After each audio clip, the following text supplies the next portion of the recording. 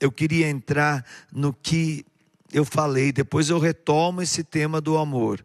Mas eu queria entrar hoje nesse tema que é próprio para esse dia, de evitar a vanglória em nossas ações. A vanglória é um verme terrível, que nos tira do estado da dependência e nos torna os semideuses, nos torna pessoas que se acham capacitadas, esquecendo que nada provém de nossa miséria humana, mas tudo da misericórdia divina. Qual é o significado de vanglória segundo o nosso dicionário? Presunção, vaidade exagerada, opinião excessivamente boa acerca de si mesmo, pessoa que se orgulha em demasia de suas próprias qualidades ou aptidões pessoais. A vanglória é o oposto da humildade. Você já encontrou aquelas pessoas que elas dizem assim: eu era orgulhoso, eu era soberbo, depois que eu fui no grupo de oração eu fiquei perfeito. Gente, isso é um absurdo. Ou aqueles assim: eu sou tão humilde, que até me orgulho da minha humildade. Tudo isso é vanglória. E a gente precisa tirar esse verme, que é um verme daninho, que vai corroendo todas as virtudes que estão em nós, pelo batismo que recebemos, todas as virtudes que estão em nós, pela graça do sacramento, quando o buscamos com toda a sinceridade, todas as virtudes que estão em nós, por todas as práticas espirituais que a gente exerce. Se a gente não sai desse verme da vanglória, tudo vai ruir. A Bíblia, o que a Bíblia diz sobre a vanglória? Filipenses capítulo 2, versículo 3 a 11. Não façais por contenda ou por vanglória, mas por humildade. Cada um considere os outros superiores a si mesmo. Não atente cada um para o que é propriamente seu, mas cada qual também para o que é dos outros. É morrer para viver. É perder para ganhar. Esse é o propósito que o combate de Deus deve nos levar. E como que a gente percebe se a gente está progredindo, deixando de lado essas coisas da carne para viver os frutos do Espírito? Pelos frutos, pelo testemunho, a gente consegue medir isso. Não basta apenas progredir no devocional, é preciso viver também o sobrenatural. E o sobrenatural é impossível viver sem o batismo no Espírito, porque é o Espírito Santo, nos ensina Jesus, que nos convence de todo o pecado. É o Espírito Santo que nos recordará todas as coisas que Jesus nos ensinou. Mas como o Espírito Santo vai recordar em mim se eu estou cheio das coisas do mundo, cheio das ideologias, cheio daquelas manias, daqueles hábitos que fui agregando na minha história de vida? Como que o Espírito Santo recordará tudo que é sagrado, tudo que é divino, que está em mim, se eu não alimento isso? Com a minha vida de oração, com o rosário, com o jejum. Se eu não alimento com a minha léxio divina, e aliás eu tenho dito isso, as pessoas têm que começar a exercer essa prática de uma maneira sobrenatural da léxio divina. O estudo bíblico com o diário bíblico.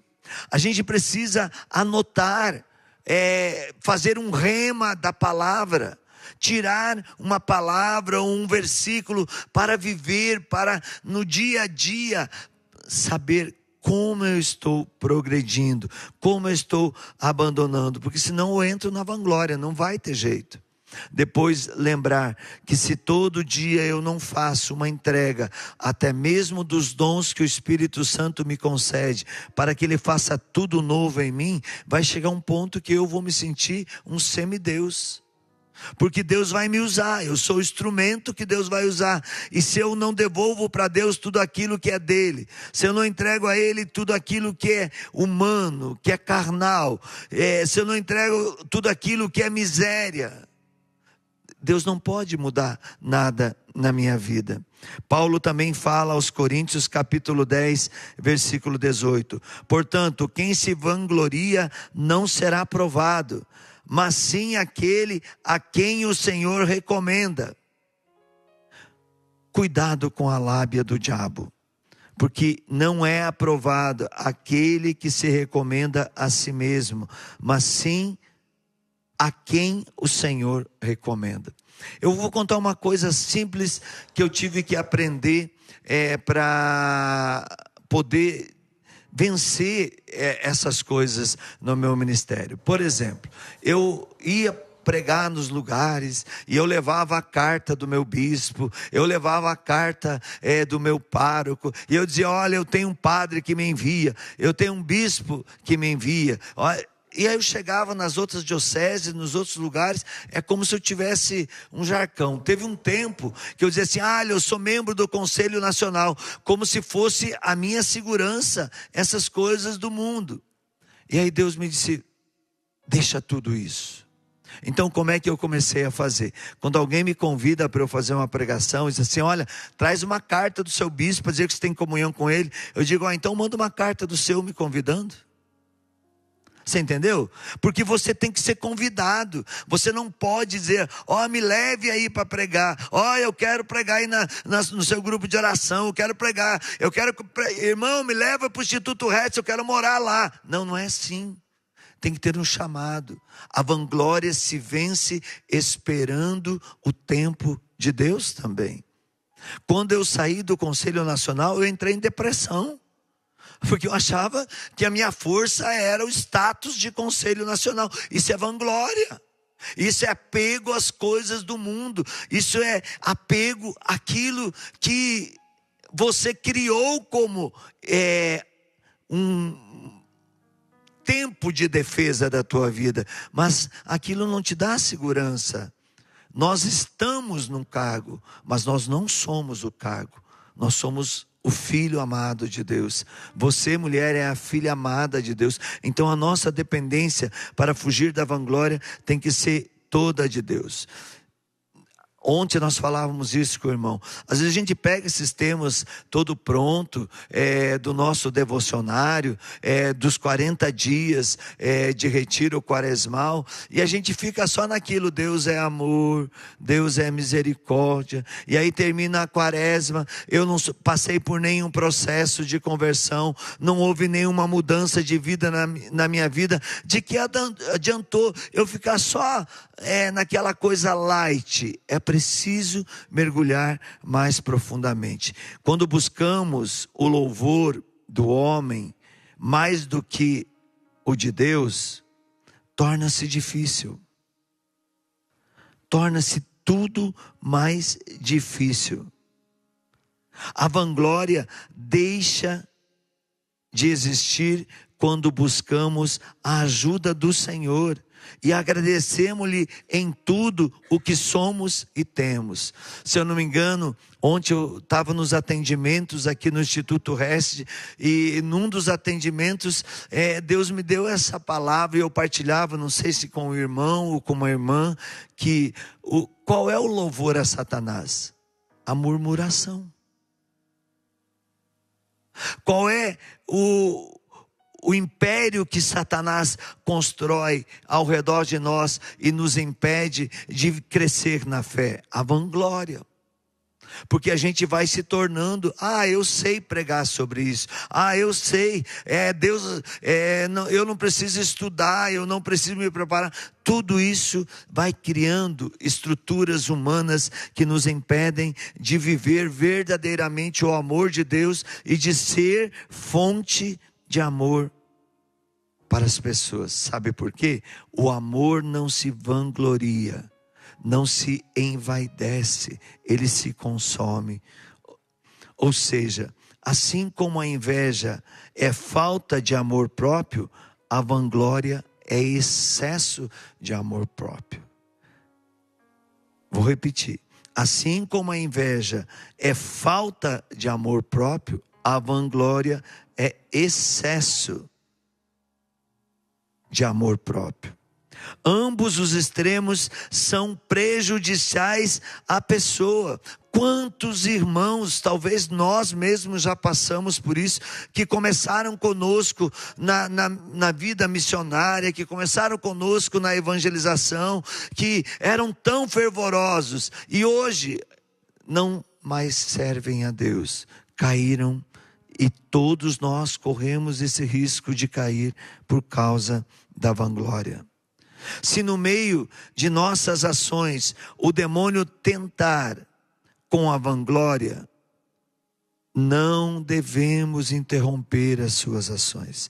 Em vez disso, diga a ele, como disse São Bernardo: eu não comecei por você e eu não cessarei também por sua causa.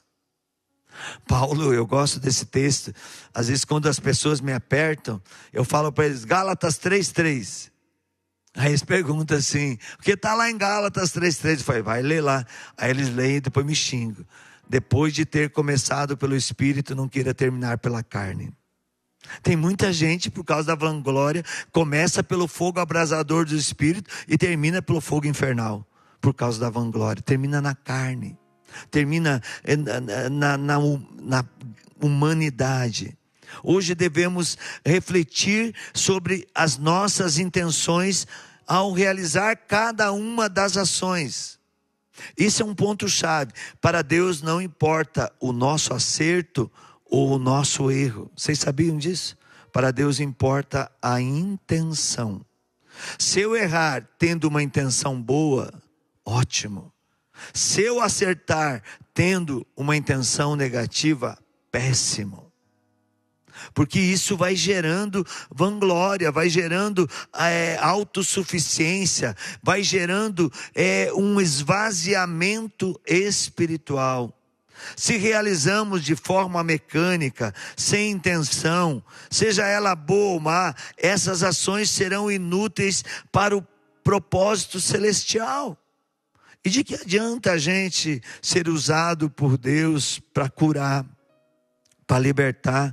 Eu gosto sempre de fazer essa comparação também. Você já imaginou eu viajei já a todos os continentes pregando a palavra de Deus. Eu já viajei mais de 80 países.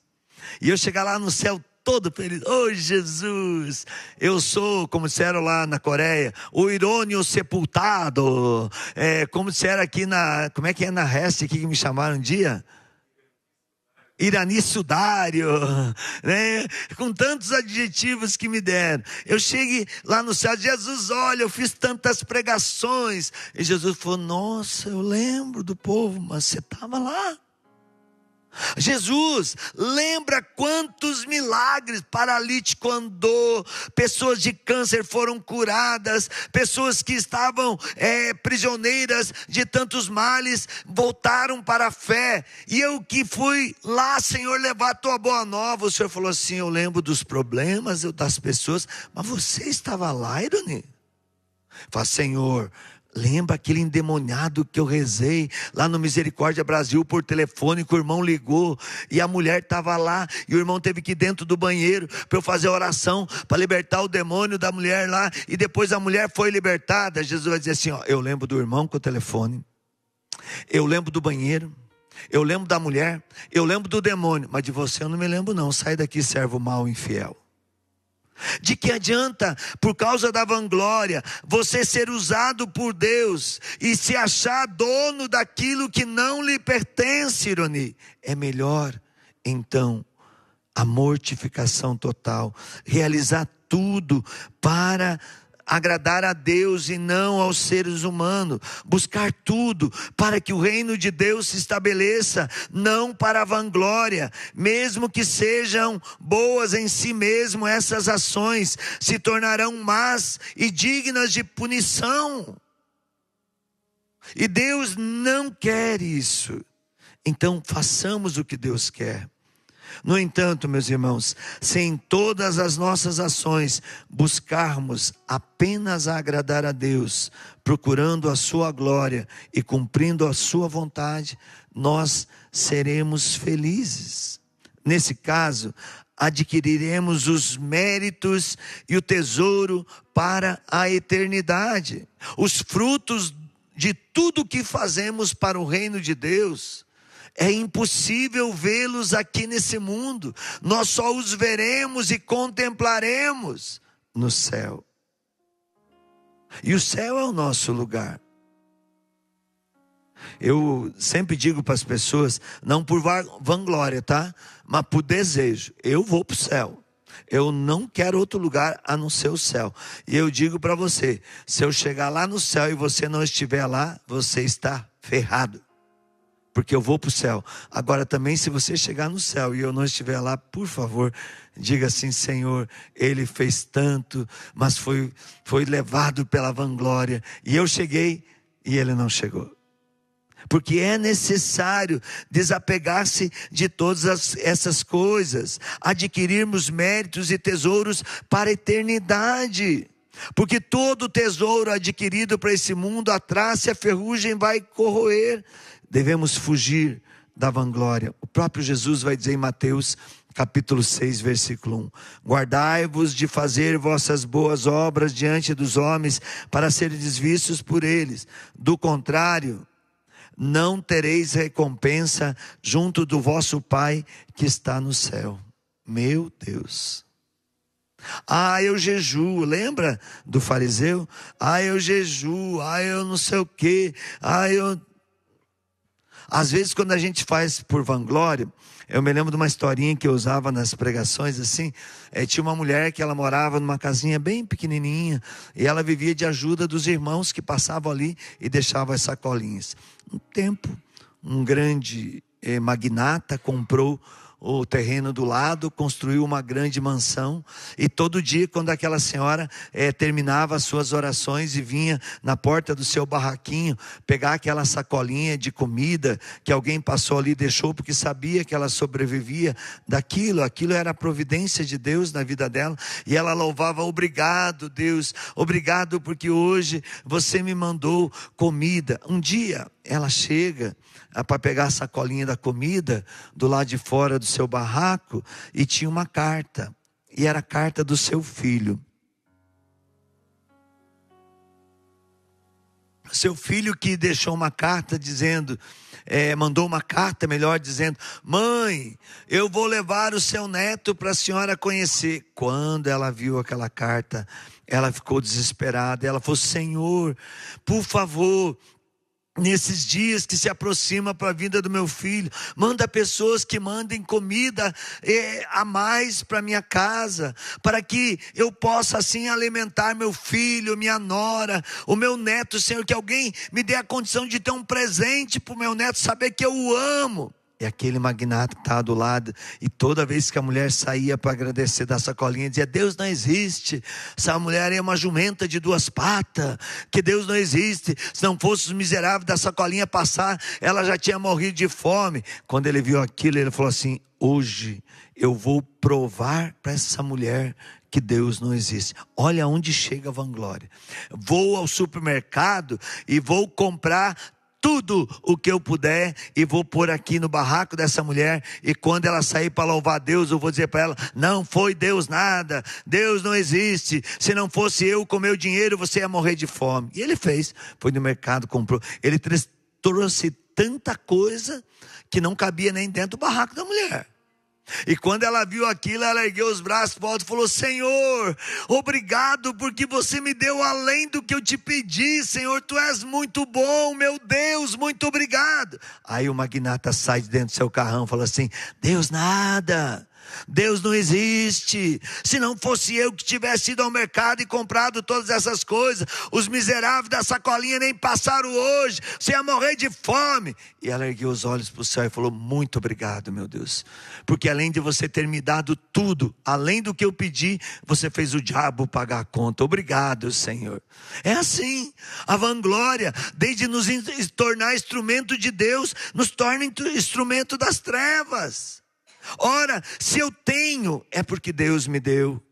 Se eu posso dar para alguém, não é para dizer que eu sou Deus, mas que eu sou o canal, a fonte de Deus. Oh meu Deus, pois afinal, Qual é essa glória mundana, senão um vapor que se vai, que desaparece? Satisfazei-vos com o testemunho da minha própria consciência, nas minhas boas ações. É isso que eu preciso. Contentar-me com a certeza de que Deus é a testemunha de todas as ações, e nunca buscarmos uma glória que lhe afaste da verdade. No âmago do seu coração, a carta a Timóteo, 1 Timóteo capítulo 1, versículo 17. Ao Rei dos séculos, Deus único, invisível e imortal, honra e glória pelos séculos dos séculos. Amém? Ao Deus, honra e glória pelos séculos dos séculos. Amém. Tudo que tem de certo na minha vida, glória a Deus. Tudo que tem de errado, o Senhor tem de piedade, fui eu. Esse é o caminho. Se eu quero fugir, eu não posso querer achar que eu por mim mesmo tenho condição de fazer alguma coisa. Tudo é por Deus. Deus está em mim. Oculte as ações o máximo possível e certifique-se em definir a intenção antes de iniciá-las. Santo Inácio de Loyola disse: meu Deus, farei isso por amor a vós e para a vossa glória. Meu Deus, farei isso por amor a vós e para vossa glória.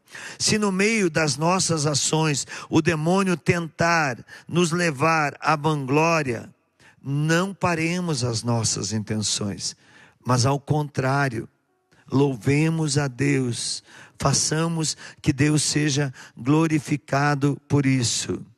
Façamos que Deus seja honrado por isso.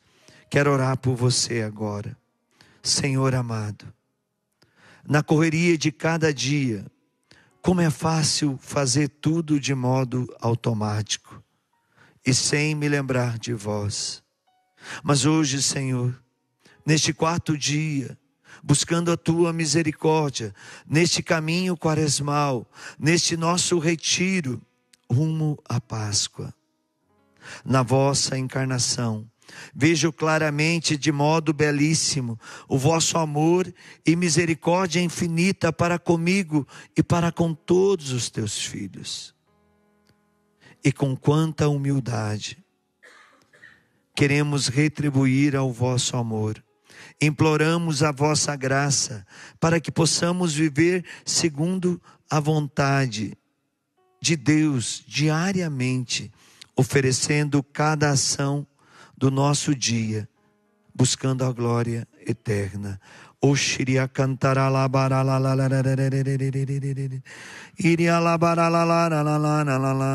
hoje eu queria que você meditasse esse salmo, para assim mergulhar nesse amor infinito de Deus. Não a nós, Senhor, não a nós, mas ao vosso nome dai glória, por amor de vossa misericórdia e fidelidade. Repitamos juntos: não a nós, Senhor, não a nós, mas ao vosso nome dai glória, por amor de vossa misericórdia e fidelidade. Filhos e filhas, paremos de brincar com o tempo. Ontem o padre entrou um pouquinho nesse termo, e eu queria de novo entrar. Quanto tempo eu e você temos para ganhar o céu? O padre falou ontem de São Luís Maria Montfort. Ele disse que São Luís Maria Montfort precisou de 90 anos para chegar à sua graça do céu. Se a gente olhar para Carlo Acutis, ele precisou de 16 anos. São Domingos Sábio precisou de 15. Quanto tempo eu e você ainda vamos viver? Eu lembro que o padre falou num momento da sua pregação ontem, eu não sei se eu vou celebrar a missa daqui a pouco. Então, enquanto eu tenho tempo, aproveito esse tempo para me encontrar com Deus, para buscar em Deus a minha libertação, para viver de Deus aquilo que é o propósito.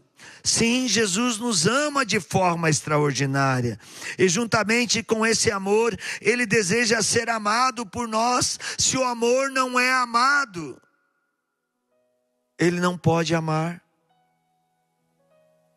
Então deixemos a vanglória de lado e mergulhemos no amor. Um exercício que nós podemos fazer todo dia. Bom dia, Espírito Santo.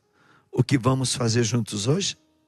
Em cada momento do dia, para fugir de toda a espécie, seja vanglória, seja vaidade, seja orgulho, seja lá o que for, em todos os momentos do dia. Espírito Santo, o que vamos fazer juntos agora? O que devo dizer? Aonde devo ir?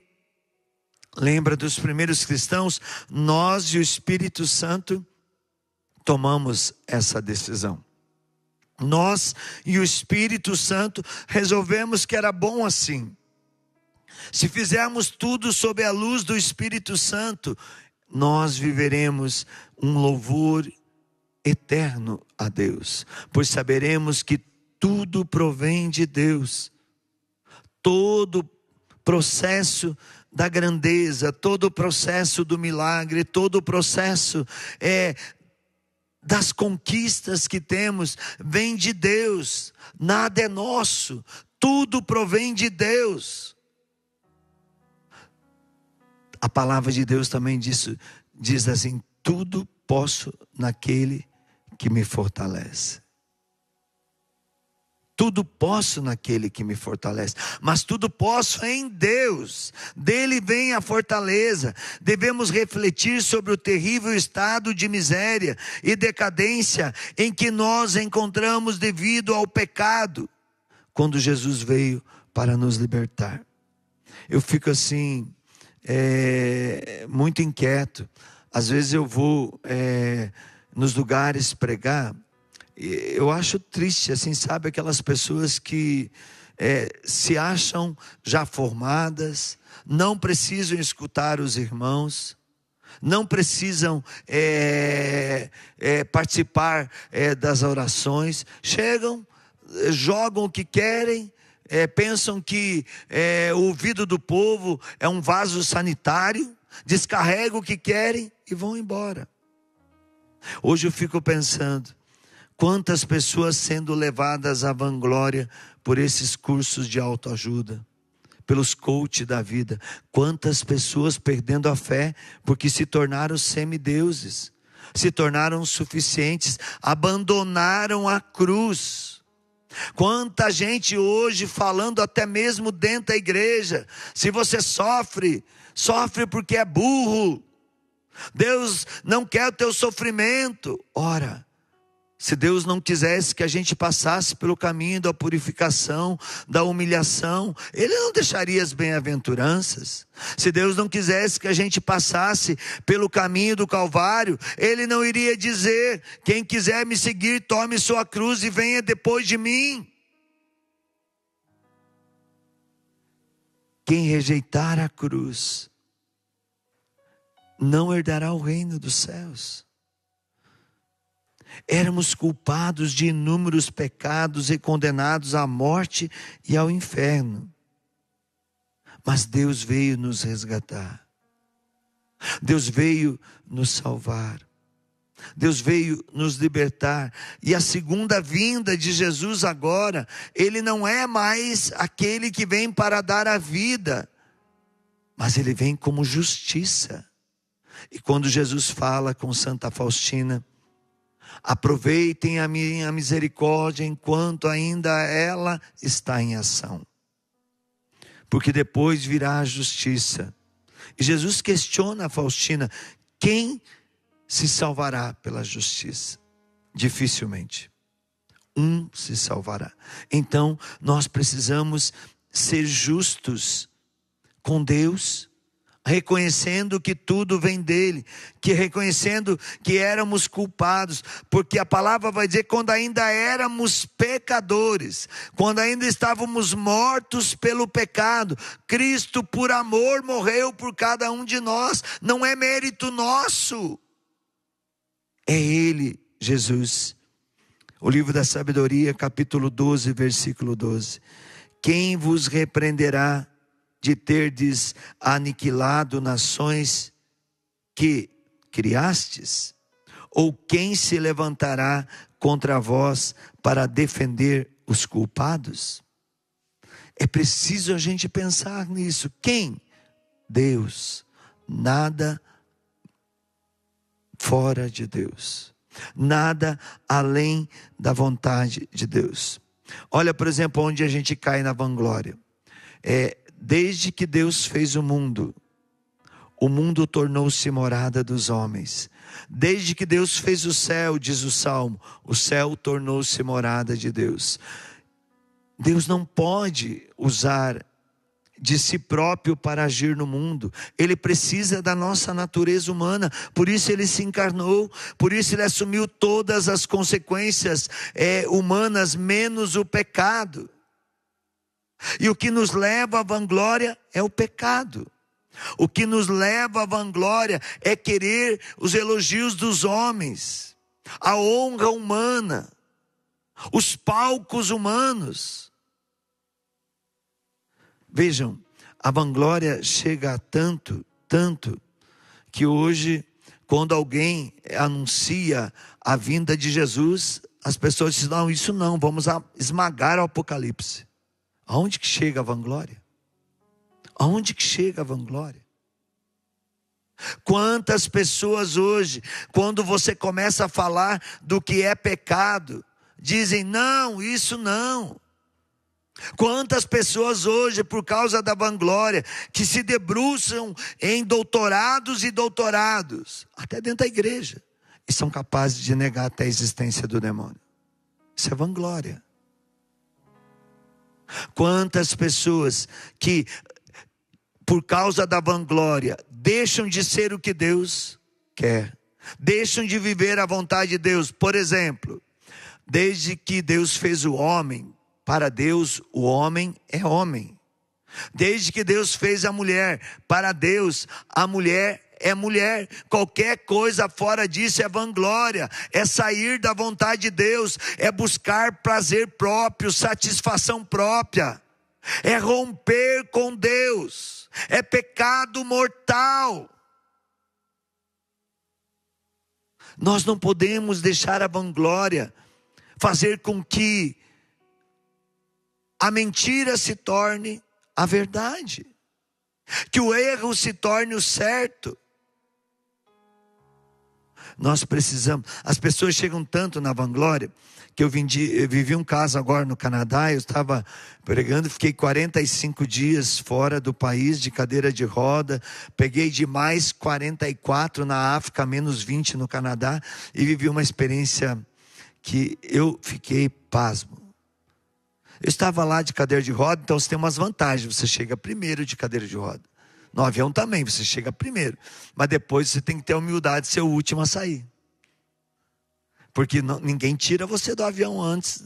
Na igreja é a mesma coisa. Pode você não trancar a porta, não atrapalhar a saída. Eu estou lá adorando Jesus que eu tinha comungado. Sentou uma pessoa do meu lado. Eu pensei, deve ser alguém do retiro, né? Eu estava lá pregando. Então aí deve ser alguém do retiro pedindo oração. Eu olhei, pois não, meu irmão. Irmão nada. Pois não, meu irmão. Ele falou assim, você acredita que aquele pedacinho branco que você pôs na sua boca é Jesus? Eu falei, não é um pedacinho branco não, meu irmão. Aquele é corpo e sangue de Jesus. Corpo e sangue de Jesus nada. Vocês católicos ficam enganando os outros. Aquilo ali é pão.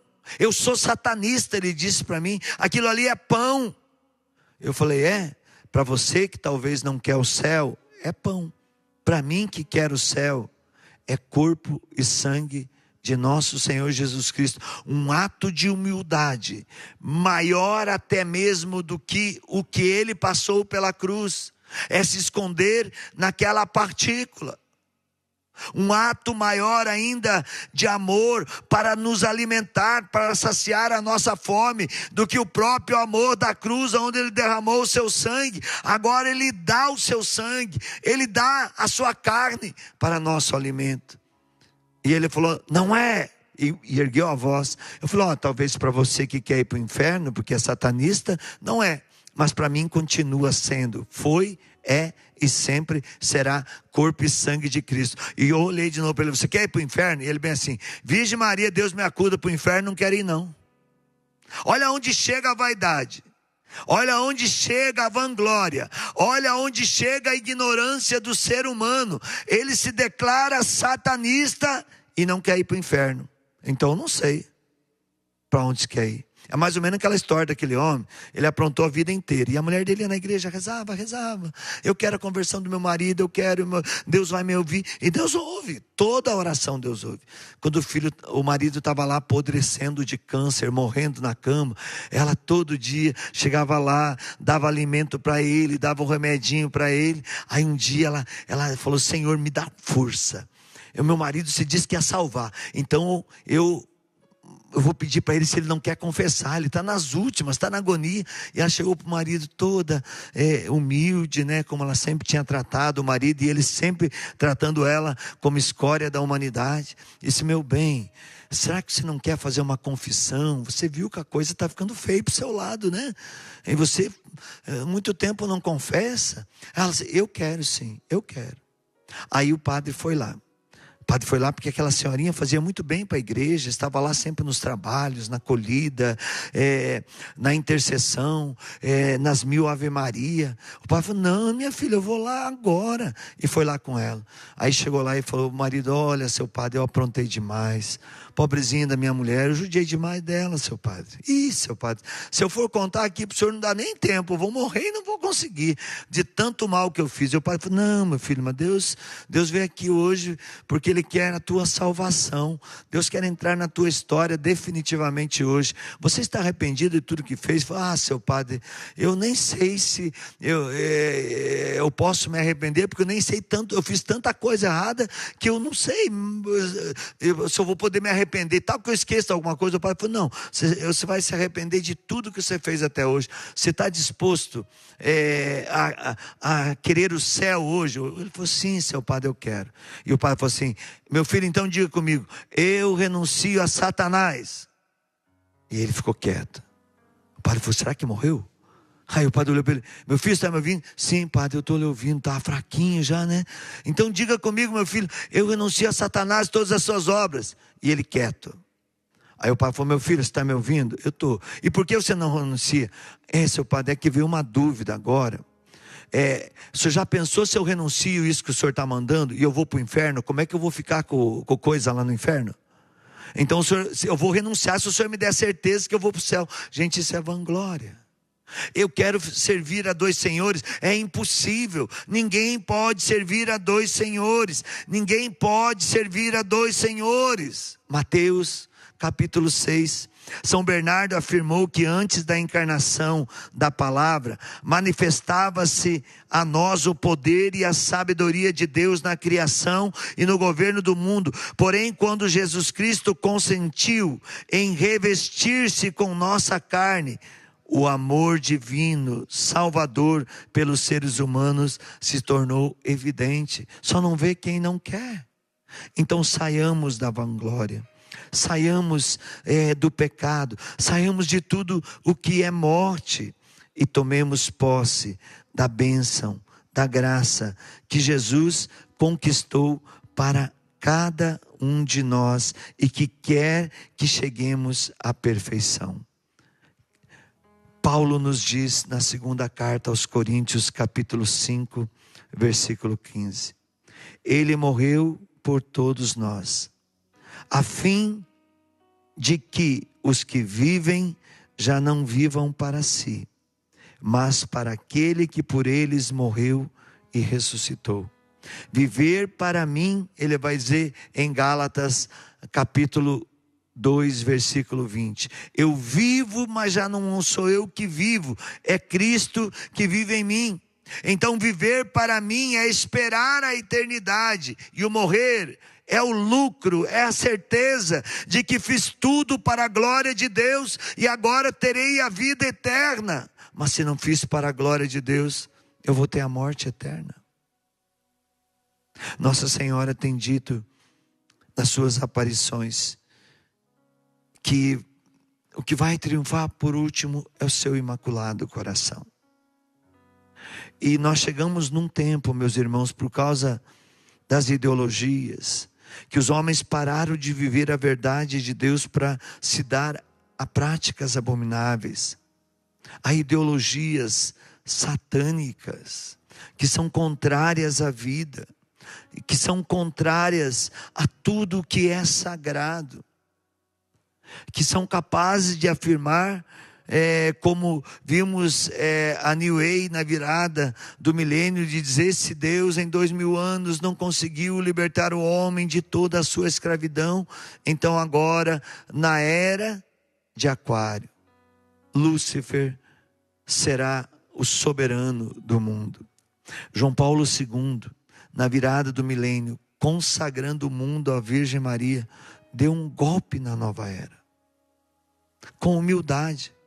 Ele simplesmente consagrou esse milênio à Virgem Maria, e desapareceu todo aquele poder das trevas que tinha se levantado.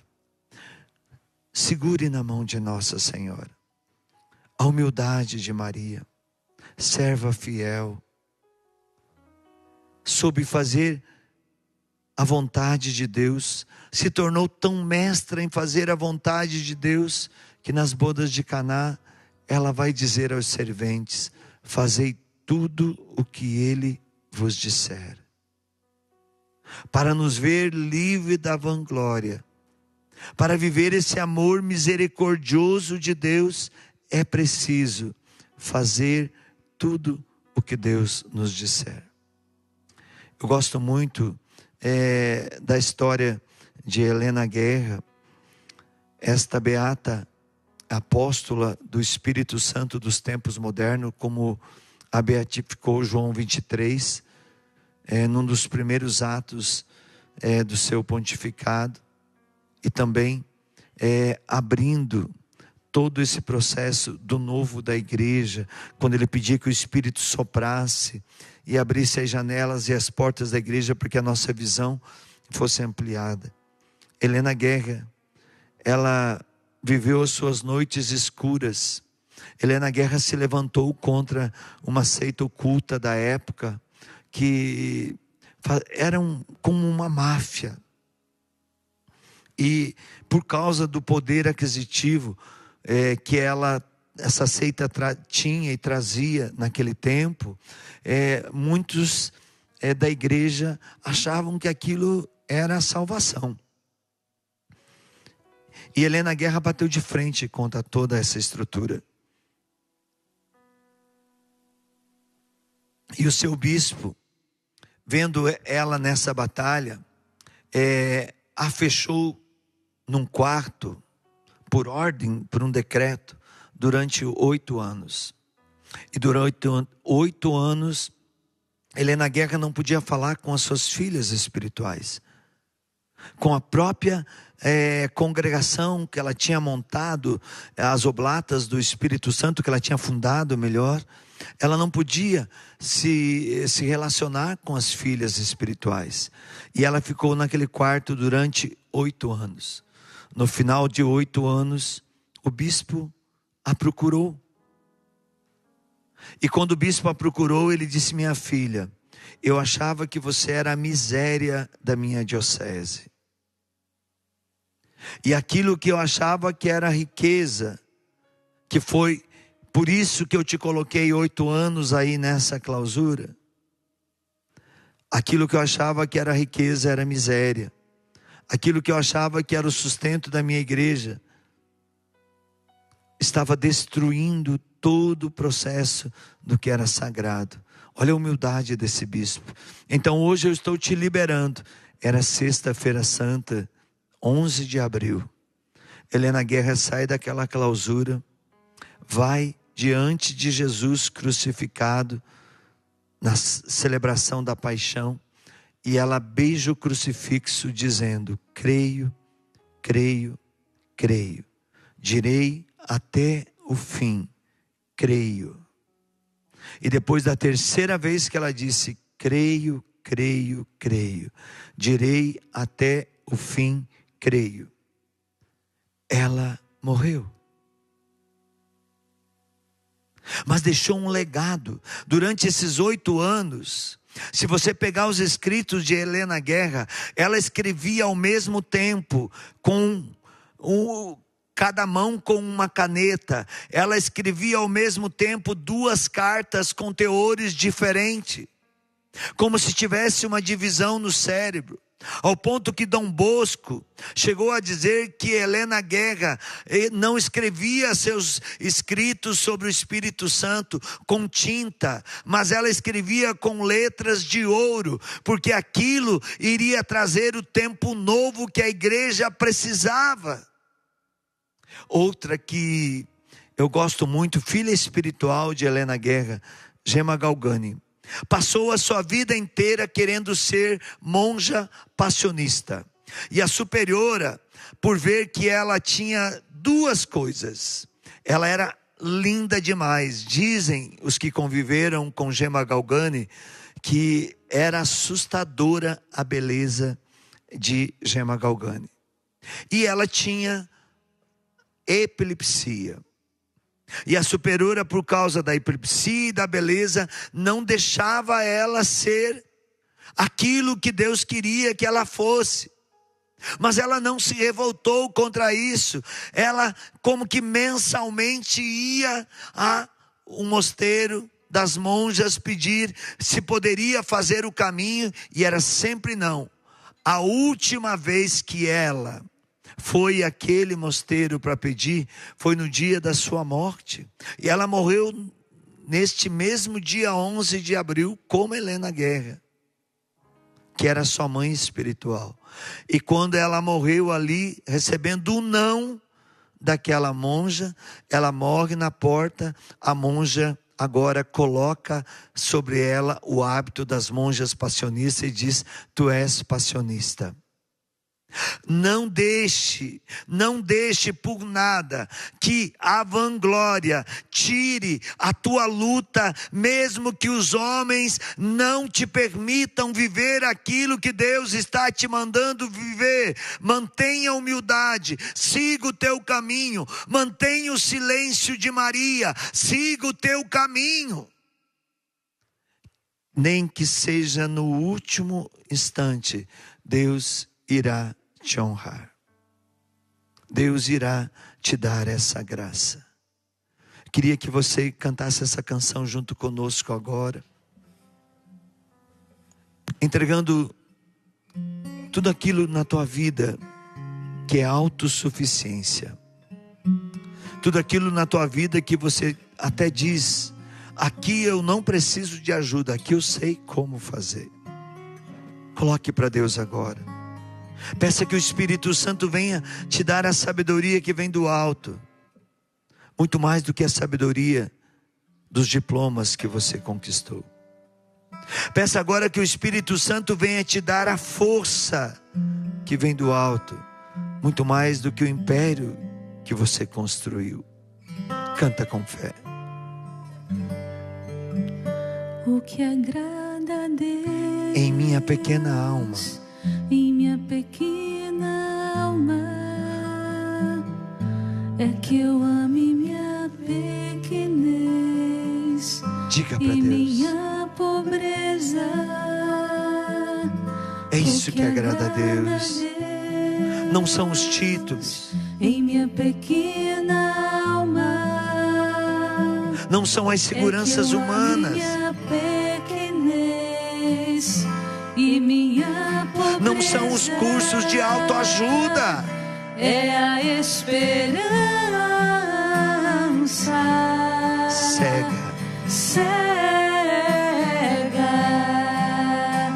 que tenho em sua misericórdia. A misericórdia misericórdia de Deus é para mim, é para você. Mas ela não pode agir onde tem vanglória. Que tenho em sua misericórdia. Senhor, dá-nos hoje uma porção maior do Teu Espírito.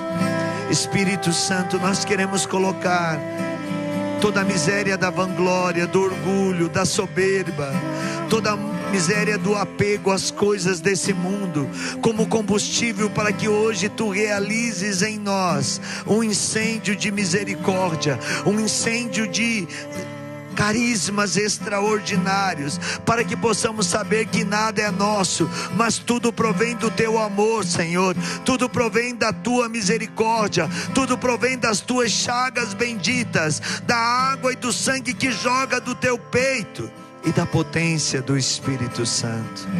Cantando, encerrando, o que agrada a Deus com toda a força. Vai fazendo o seu exame de consciência. Vai se desfazendo agora das condecorações, das medalhas conquistadas, dos títulos. E lembra disso. É que eu ame minha pequenez e minha pobreza. É a esperança cega que tenho em sua misericórdia. É a esperança cega que tenho sua misericórdia.